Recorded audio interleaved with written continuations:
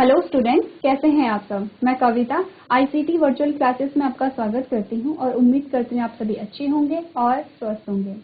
तो क्लास आज हम एक नया चैप्टर स्टार्ट करने जा रहे हैं, दैट इज चैप्टर नंबर 16, जिसका नाम है गार्बेज इन गार्बेज आउट। तो इस चैप्टर में हम क्या पढ़ने वाले हैं, हम पढ़ने वाले हैं गार्बेज के बारे में, यानी कि कूड़े के बारे में। अब आप सोच रहे होंगे कि हम कूड़े के बारे में क्या क्या पढ़ेंगे, तो बहुत सारी चीजें हम यहाँ पे देखेंगे कि कूड़ा क्या होता है, किस प्रकार से हमारे द्वारा जो गार्बेज है जो हम इकट्ठा करते हैं, तो हमारी कुछ ऐसी आदतें होती हैं कि जिसके द्वारा हम बहुत सारी बीमारियां फैलती हैं। हम जानेंगे कि जो गार्बेज है यानी कूड़े का, उसका निपटन किस प्रकार से किया जा सकता है। हम ये भी जानेंगे कि कूड़े के कितने प्रकार होते हैं। हम ये भी जानेंगे किस प्रकार के कूड़े को हम पुनः यूज कर सकते हैं, किस प्रकार से हम जो कूड़े की मात्रा है उसे कम कर सकते हैं। तो आइए स्टार्ट करते हैं। सबसे पहले हमारे पास आएगा कचरे की डंपिंग, यानी कि डंपिंग ऑफ वेस्ट। तो क्या होता है डंपिंग? हम कह रहे हैं कि हमने कचरा इकट्ठा कर दिया है। तो कचरा क्या होता है? कचरा बहुत सारे प्रकार का होता है। हमारे घर में बहुत अलग अलग प्रकार के कचरे निकलते हैं। सबसे पहला जो कचरा निकलता है हमारे किचन से निकलता है। हमारे जो भी हमारे अलग अलग जहाँ पे हम कार्य करते हैं, जहाँ पे हम पढ़ते हैं, वहाँ पे भी कचरा निकलता है। जहाँ पे हम सोते हैं वहाँ पे भी हमारा कचरा होता है। तो हम क्या करते हैं कि जैसे हमारा स्कूल हो गया या हमारा घर हो गया, वैसे ही हर जगह कचरा क्या होता है वहाँ पे उत्पादित होता है। तो जहाँ पे भी जो जीव रहेंगे, जहाँ पे भी लिविंग ऑर्गेनिज्म रहेंगे, वहाँ पे क्या होता है? कचरा होता है। जैसे कि हम कहते हैं कि जहाँ पे क्या है पेड़ पौधे हैं, वहाँ पे भी कचरा होगा। कचरा यानी कि वहाँ पे जो पेड़ पौधों की जो सूखी पत्तियां होती हैं, वो भी एक प्रकार का कचरा होता है। लेकिन वो कचरा क्या होता है, उस कचरे से किसी को हार्मफुल, किसी को नुकसान नहीं पहुंचता है, क्योंकि वो जो पत्तियां होती हैं वो जब नीचे गिरती हैं तो धीरे धीरे उनका अपघटन होता है और वो खाद के रूप में परिवर्तित हो जाती है। लेकिन वो एक प्रकार से हम उसे कह सकते हैं कि वो क्या है? कचरा है, वेस्ट है। उसी प्रकार से हम हमारे जो घर होते हैं, हमारे घरों से कूड़ा निकलता है, हमारे स्कूल से कूड़ा निकलता है। जहाँ पे भी लिविंग ऑर्गेनिज्म होंगे, अब हम कहेंगे हॉस्पिटल है, हम कहेंगे जो बहुत सारी क्या है फैक्ट्रीज हैं, बहुत सारी कंपनीज हैं, यानी जहाँ पे भी लोग रहेंगे वहाँ पे क्या होगा? कचरा उत्पादित होगा। ये क्या एक नेचुरल प्रोसेस है। हम ऐसा नहीं कह सकते हैं कि हम कचरे का उत्पादन बिल्कुल भी नहीं करेंगे, लेकिन हम इतना कह सकते हैं कि हमें कचरे का जो उत्पादन है वो कम करना है। साथ ही उसकी जो डंपिंग है, डंपिंग यानी कि हम कचरे को इकट्ठा कर रहे हैं तो हम कहाँ पे करें, हमें ये पता होना चाहिए। तो नॉर्मली हम क्या करते हैं कि हमने अपने घर से बाहर निकले, थोड़ा सा आगे गए, हमें वहाँ पे कुछ खाली जगह दिखाई दी, हमने वहाँ पे एक दिन कचरा डाल दिया। फिर हमारे पड़ोसी ने देखा कि यहाँ पे ऑलरेडी कचरा पहले से डला हुआ है, अब उन्होंने भी वहाँ पे कचरा डाल दिया। फिर अब लोगों को ये हो गया है कि शायद यहीं पे कचरा डालते हैं और वहां पे हम क्या कर लेंगे? कचरा डाल लेंगे। अब वो जगह क्या है? हमारे घर के पास है। अब कचरे में हम आगे देखेंगे कि अलग अलग प्रकार के कचरे होते हैं, तो वहां पे क्या हो गया? पूरे कचरे का ढेर हो गया। तो सबसे पहले हम देखेंगे, हम पढ़ेंगे हमारे घरों, दुकानों और अन्य स्थानों पर झाड़ू लगाते हैं। हम क्या करते हैं कि झाड़ू लगाते हैं यानी सफाई करते हैं। हम क्या करेंगे? अब जब भी आप सुबह सुबह उठते हो तो आप अपने घर की सफाई करते हो, वैसे ही जब भी जैसे आपका स्कूल जब खुलता है तो वहां पे भी पहले सफाई होती है। कोई भी हॉस्पिटल, कोई भी दुकान है, कोई भी कंपनी है, कोई भी फैक्ट्री है, अगर वो पहले सुबह जब खुलती है तो वहां पे सफाई की जाती है। तो यही आपको बताया कि पहले हम क्या करते हैं? वहां पे झाड़ू लगाते हैं। गंदगी और अन्य अपशिष्ट पदार्थों को पॉलीथीन में इकट्ठा करते हैं और इसे या तो नाली में या तो गली के कोने में फेंक देते हैं।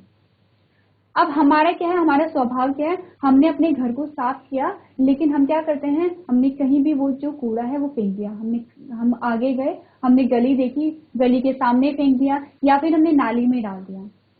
तो यही क्या है? यहाँ से ही क्या हो रहा है? यहाँ से ही डंपिंग शुरू हो जाती है। नेक्स्ट क्या हुआ? कूड़े के ढेर न केवल गंदगी फैलाते हैं बल्कि घरेलू मक्खियां, मच्छरों, सूक्ष्म जीवों, जीवाणु और अन्य रोग फैलाने वाले जीवों को आश्रय प्रदान करते हैं। अब मैंने कहा कि हमने क्या किया? हम अपने घर से बाहर निकले, हमने कहीं पे देखा कि खाली जगह थी, हमने वहां पे कूड़ा डाल दिया और हमारी देखा देखी, हमारी यानी किसी ने हमें ना भी देखा हो, लेकिन वहां पे लोग क्या देखते हैं? कचरे को देखते हैं कि यहाँ पे कचरा क्या है, किसी ने डाला है, तो लोगों ने भी वहां पे डालना शुरू कर दिया। और आप देखेंगे कि 1 2 3 दिन के ही अंदर वहां पे जो कचरा है वो बहुत अधिक मात्रा में देखने को मिलता है।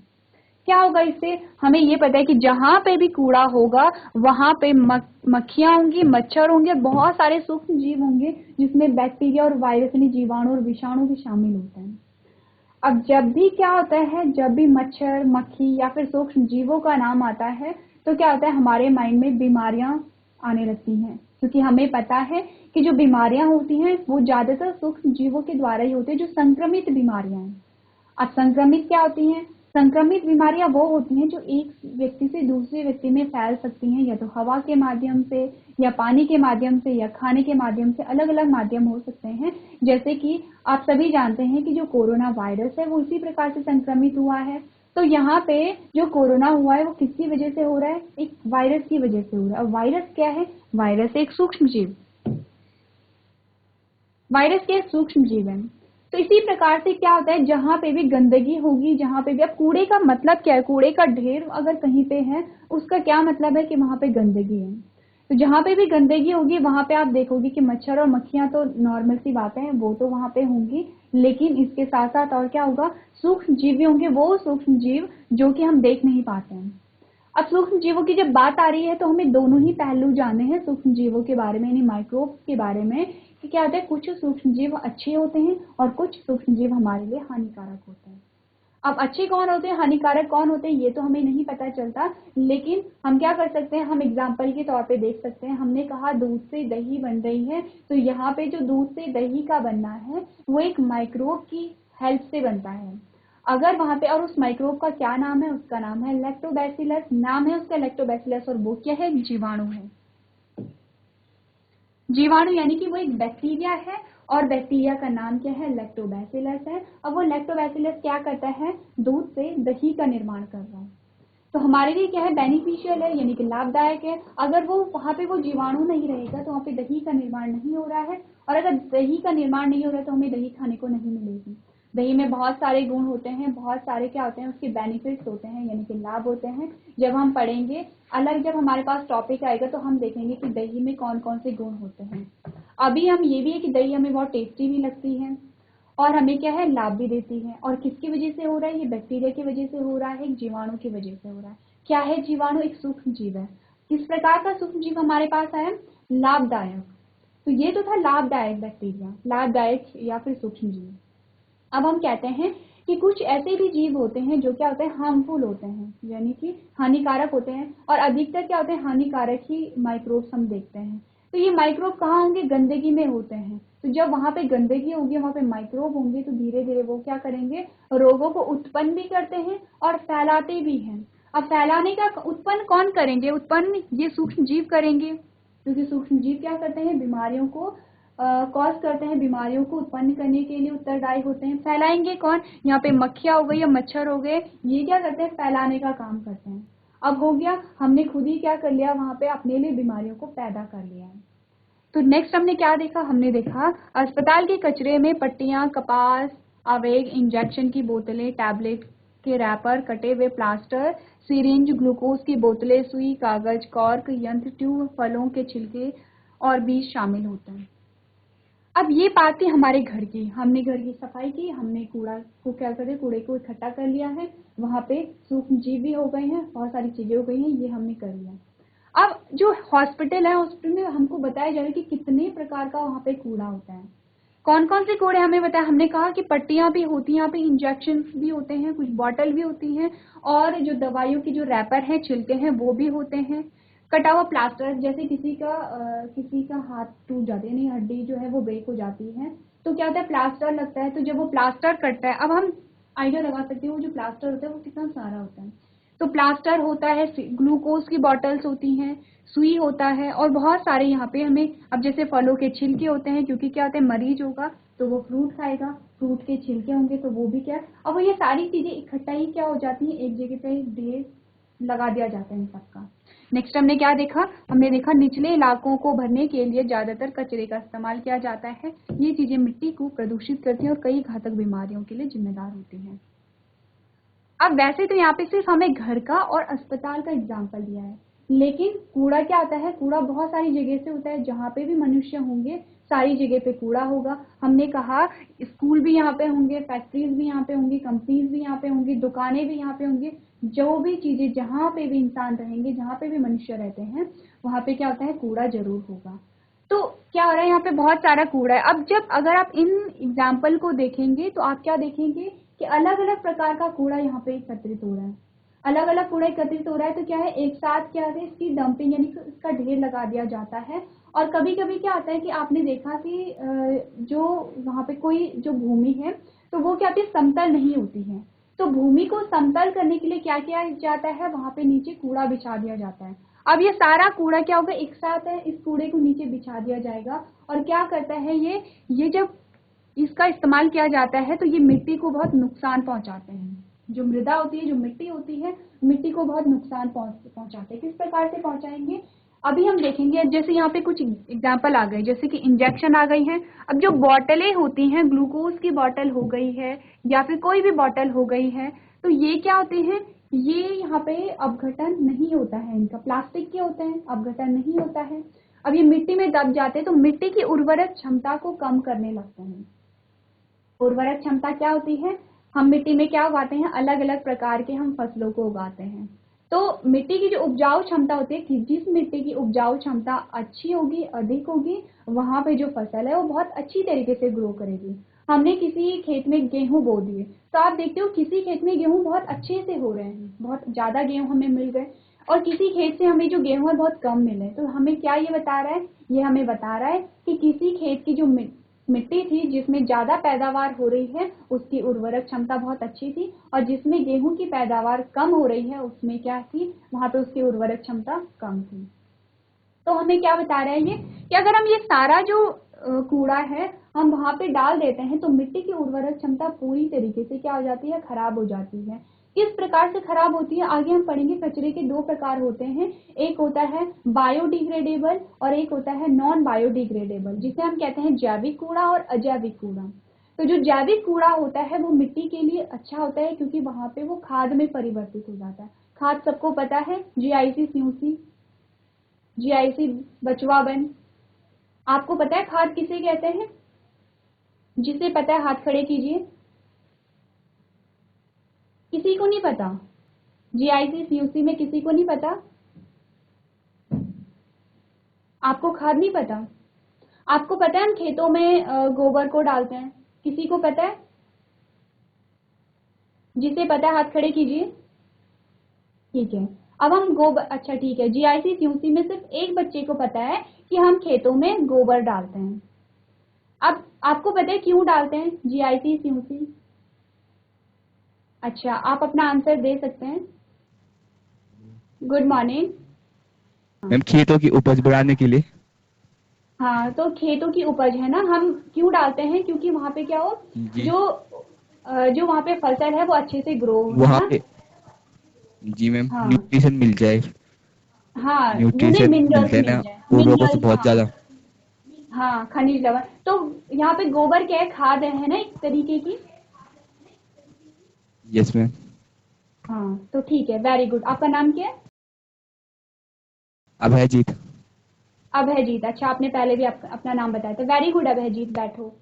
ठीक है, तो आपको पता है कि खाद क्या होती है। तो हमने क्या कहा, हमने कहा आगे हम पढ़ेंगे दो प्रकार के कूड़े के बारे में, जैविक कूड़ा और अजैविक कूड़ा। तो जैविक कूड़ा क्या होता है, खाद में परिवर्तित हो जाता है, इसीलिए वो मिट्टी को क्या कहते हैं, नुकसान नहीं पहुंचाता है। लेकिन जो होता है अजैविक कूड़ा खाद में परिवर्तित नहीं होता क्योंकि उसका अपघटन नहीं हो पाता है। तो इसीलिए इसके बाद जो हमारे पास नेक्स्ट हेडिंग आएगी वो है, अब हम पढ़ेंगे कुछ टर्म्स, पढ़ेंगे कुछ शब्दों की परिभाषा पढ़ेंगे। हम सबको पता है कूड़ादान क्या होता है, हरे कूड़ेदान में हम क्या करते हैं, नीले कूड़ेदान का यूज हम किस प्रकार से करते हैं हम सबको पता है। तो कूड़ादान क्या होता है, जिस बर्तन या स्थान में कूड़ा या कचरा एकत्रित किया जाता है उसे हमने क्या कहा, कूड़ेदान कहा, डस्टबिन कहा। सबको पता है ये, आपको भी पता है कि क्या होता है, कूड़ेदान में हम क्या करते हैं, कूड़े को इकट्ठा करते हैं। अब हमारे पास दो प्रकार के कूड़ेदान आते हैं, एक हरा आता है और एक नीला आता है। तो हरे कूड़ेदान और नीले कूड़ेदान में हम क्या देखते हैं, हरे कूड़ेदान में आमतौर पर हम हरे रंग के कूड़ेदान का इस्तेमाल बायोडिग्रेडेबल कचरे को इकट्ठा करने के लिए करते हैं। बायोडिग्रेडेबल का क्या मतलब है, यहाँ पे बायोडिग्रेडेबल का मतलब है जैविक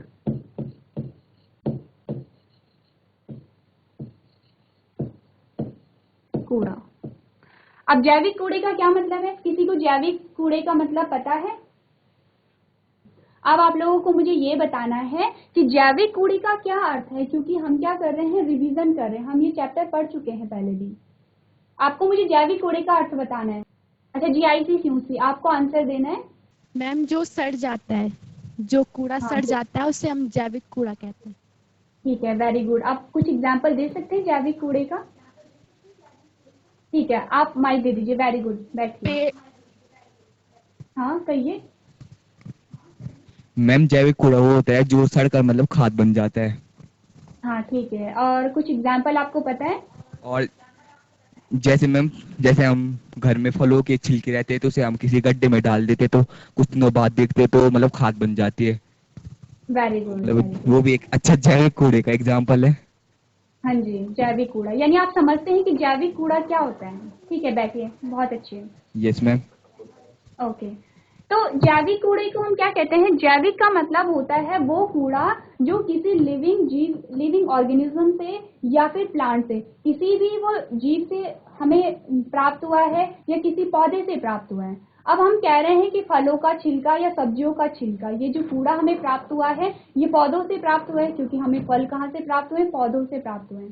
सेम वैसे ही अगर मैं कहूँ कि किसी कोई जो जीव है, जैसे हमने कहा किसी का मृत शरीर है, हमने कहा फॉर एग्जाम्पल हम मान लेते हैं कि वहां पे कोई पशु है और पशु की डेड बॉडी है, वो उसका मृत शरीर है, वो क्या होगा? जैविक कूड़ा होगा या अजैविक कूड़ा होगा आपके हिसाब से? कौन इसका आंसर बताएगा?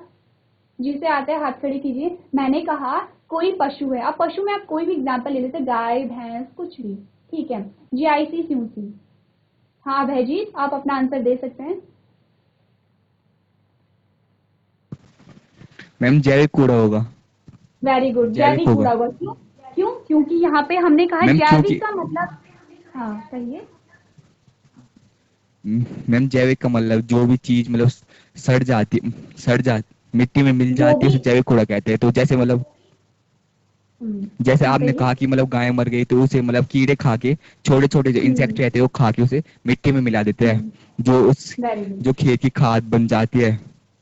हाँ तो इसीलिए वो जैविक हाँ। कूड़ा है। हम्म ठीक है, वेरी गुड। तो आपने एक और बात मुझे नहीं बताई, बैठिए भैजी। आपने एक और नई बात मुझे बताई कि जैसे कोई गाय मर जाती है तो छोटे छोटे कीड़े होते हैं, वो क्या कर लेते हैं? उस डेड बॉडी का अपघटन कर लेते हैं। बेसिकली वो करते क्या है? उस बॉडी को खाते हैं और खा के क्या करते हैं? उसे खाद में परिवर्तित कर देते हैं। तो ये हमें नई बात पता चल गई। हमने कहा जैविक का मतलब क्या होता है? जैविक का मतलब होता है जीवित, लिविंग। जैविक का मतलब होता है लाइफ से, यानी कि जीवन से। जहां पे भी जैविक वर्ड आता है उसका मतलब ही होता है जीवन। अब कूड़ा हो रहा है तो यानी कि वो कूड़ा जो हमें किसी जीवित प्राणी या फिर किसी जीवित पादप से हमें मिला होगा, तो उसे हम क्या कहेंगे? जैविक कूड़ा कूड़ा कहेंगे। सेम इसके उलट क्या होगा? अजैविक कूड़ा कौन सा होता है? वो कूड़ा जो हमें किसी जीवित प्राणी से नहीं प्राप्त हुआ है। जैसे अगर हम प्लास्टिक कहेंगे तो ऐसा नहीं कि प्लास्टिक हमने किसी लिविंग ऑर्गेनिज्म से प्राप्त किया है। तो यहाँ पे आप समझते हैं कि जैविक और अजैविक कूड़े में क्या डिफरेंस है। तो हमने क्या कहा? जो हरे रंग का कूड़ादान होता है उसमें हम आमतौर पर जैविक कूड़े को इकट्ठा करते हैं, और यहाँ पे जो नीले रंग का कूड़ेदान होता है या लाल रंग का कूड़ेदान होता है उसमें हम क्या करते हैं?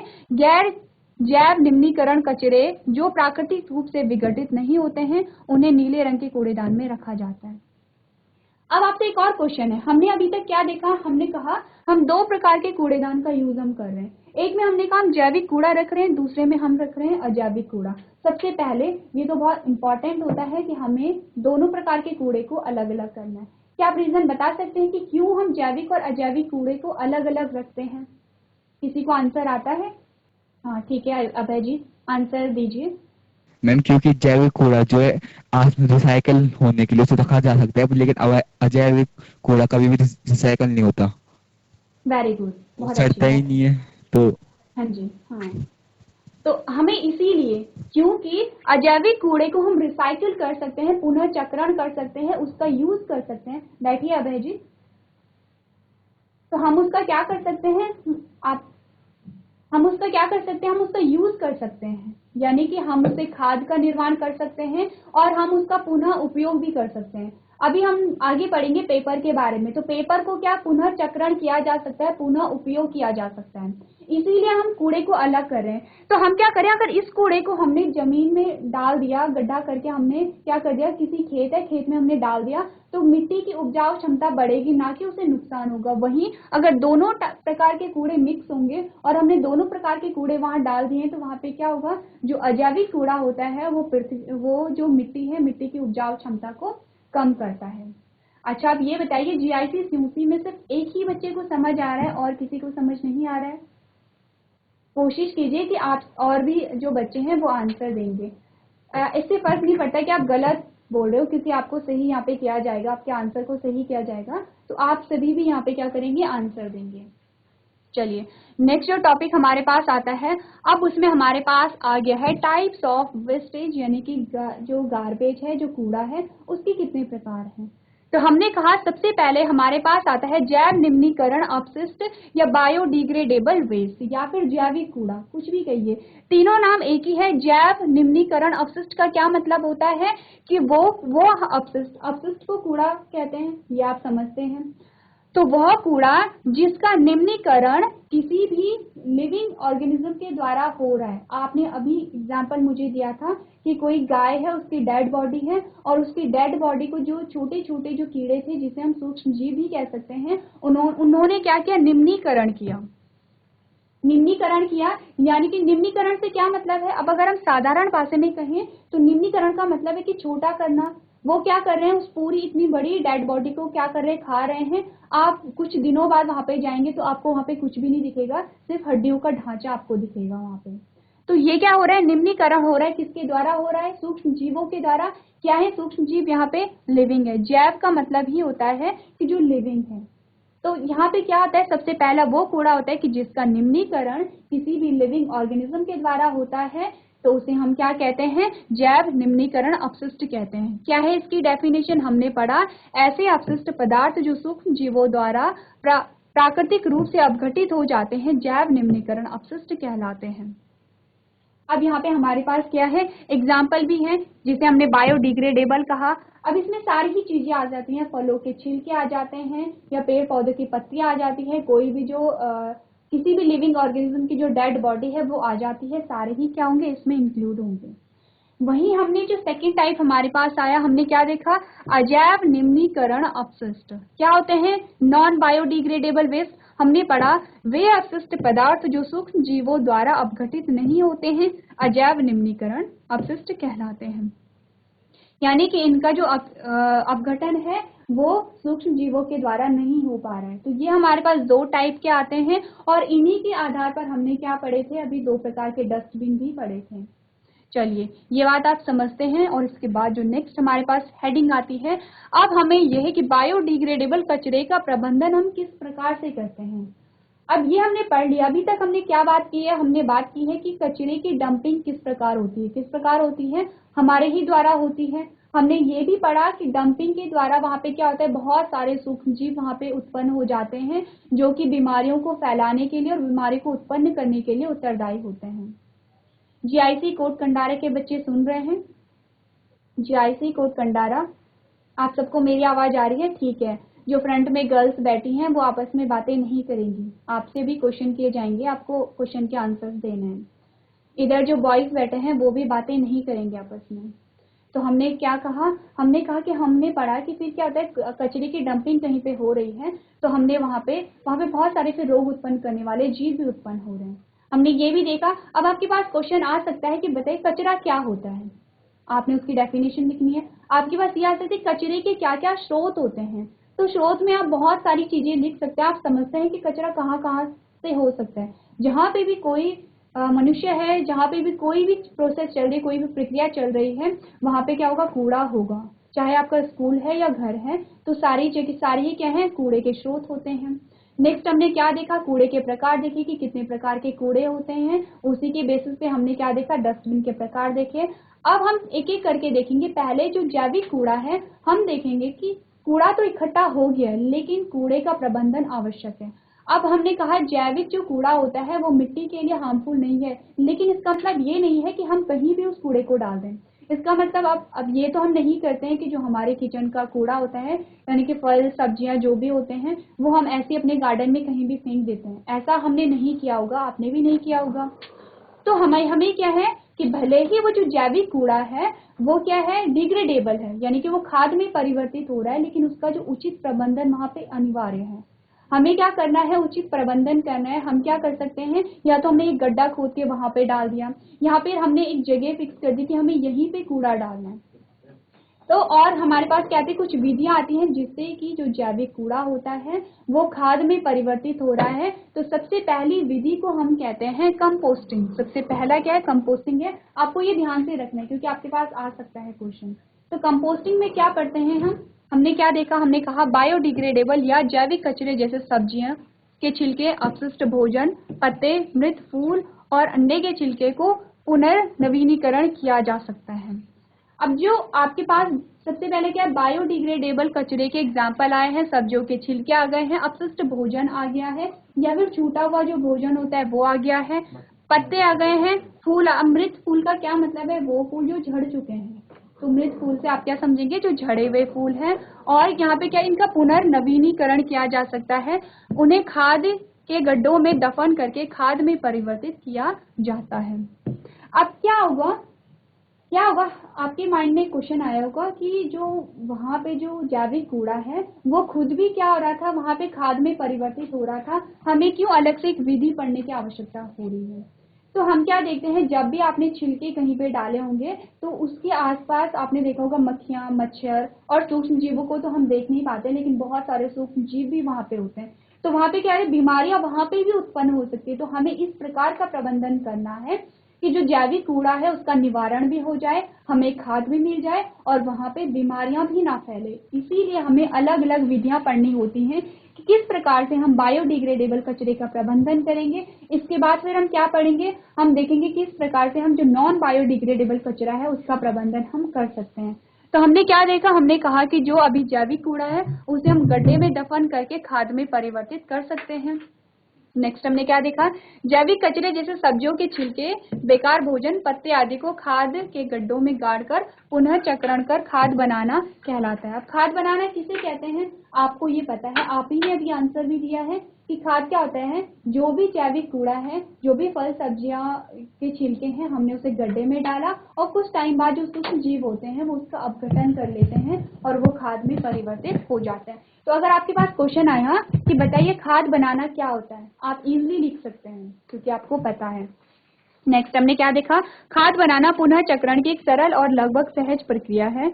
जीवाणु और कवक जैसे छोटे जीवों की क्रिया द्वारा जैव निम्नीकरण अपशिष्टों का अपघटन होता है। अब आपके पास एक और यहाँ पे इंपॉर्टेंट लाइन आ गई है कि आपको बताया गया है कि यहाँ पे जीवाणु और कवक यानी कि जो फंगाई होते हैं उनके द्वारा क्या होता है, छोटे जीवों की क्रिया द्वारा जैव निम्नीकरण की क्रिया होती है और वहां पे उनका अपघटन किया जाता है। नेक्स्ट हमने क्या देखा, एक अलग तरह की कंपोस्टिंग भी होती है जिसमें एक प्रकार का केंचुआ जिसे लाल कृमि या रेड रैगलर कहा जाता है कचरे पर काम करता है और उसे क्या करता है, खराब करता है। अब आपने क्या देखा, केंचुआ आपने देखा है, किसी ने केंचुआ देखा है, जीआईसी सीयूसी, जीआईसी कोट कंडारा, ठीक है, आपने जीआईसी सीयूसी में सिर्फ एक बच्चे ने देखा है, सिर्फ एक ही बच्चा जानता है कि गोबर क्या होता है। गोबर को हम खेतों में उपयोग करते हैं और उसका क्या उपयोग किया जाता है, जबकि मुझे पता है कि आप सभी ने गोबर भी देखा होगा और हो सकता है कि आपने देखा भी होगा कि गोबर को खेतों में डाला जा रहा है, लेकिन आंसर कोई नहीं दे रहा है, सिर्फ एक बच्चा दे रहा है। चलिए, तो अब आप जान चुके हैं, चलिए आपके साथी ने आंसर दे दिया है, अब आप जान चुके हैं। तो हम क्या कह रहे हैं, हम यहाँ पे एक प्रकार का केंचुआ होता है। तो केंचुआ का जो गुण होता है वो क्या करता है, जो भी यहाँ पे जैविक कूड़ा होता है वो उसे खराब करता है और जल्दी से क्या करता है, उसे खाद में परिवर्तित करता है। एक तो सूक्ष्म जीव भी वहां पे काम कर रहे थे लेकिन वो ज्यादा टाइम वहां पे लगाते हैं, लेकिन अगर केंचुआ है तो केंचुआ जल्दी से क्या करता है, वहां पे जो जैविक कूड़ा है उसे खाद में परिवर्तित कर लेता है, जिसे हम लाल कृमि भी कहते हैं। और लास्ट में हमने क्या देखा, लाल कृमि नामक एक प्रकार के केंचुए की सहायता से इस प्रकार के खाद को वर्मी कंपोस्टिंग कहा जाता है, यानी कि खाद बनाने की वह प्रक्रिया जिसमें हम क्या कर रहे हैं, एक कृमि का यूज करें, लाल कृमि का यूज करें या फिर केंचुए का यूज कर रहे हैं, उसे हम क्या कहते हैं, कंपोस्टिंग कहते हैं या वर्मी कंपोस्टिंग कहते हैं। आप तो वर्मी कंपोस्टिंग बेसिकली क्या है? वर्मी कंपोस्टिंग खाद बनाने की एक प्रक्रिया है जिसमें हम क्या कर रहे हैं कि जैविक कूड़े में हम यहाँ पे केंचुआ या फिर लाल कृमि का यूज कर रहे हैं और इस प्रोसेस को हमने क्या कहा? वर्मी कंपोस्टिंग कहा। तो ये पहली विधि थी हमारी जिसमें हम क्या कर रहे थे? जैविक कूड़े का निवारण कर रहे थे। अब यहाँ पे खाद भी हमें प्राप्त हो रही थी और यहाँ पे बीमारियां भी नहीं फैल रही थी। तो यहाँ पे आप वर्मी कंपोस्टिंग में इंपॉर्टेंट पॉइंट्स को अपनी कॉपी में नोट करेंगे।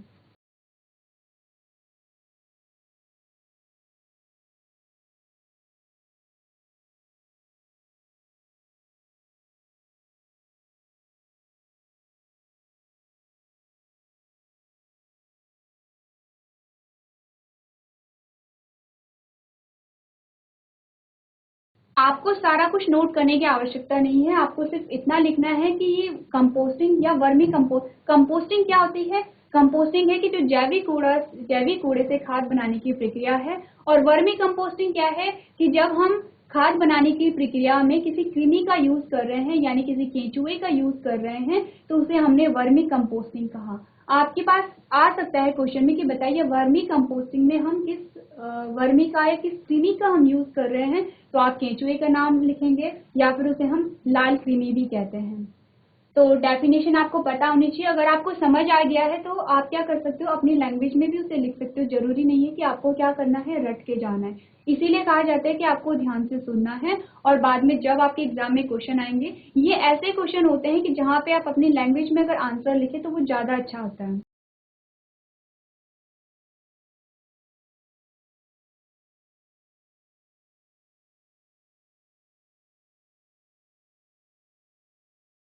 चलिए, तो क्लास आज हमने पढ़ा कचरे के बारे में और आपने बहुत सारी जानकारी ली है इस कचरे के बारे में। साथ ही हमने ये भी जाना है कि जो जैविक कूड़ा होता है उसका प्रबंधन किस प्रकार से किया जाता है। हमने वर्मी कंपोस्टिंग के बारे में भी पढ़ लिया है। तो आज के सेशन में हम इतना ही करेंगे। अभी तक क्लास में बने रहने के लिए आपका धन्यवाद।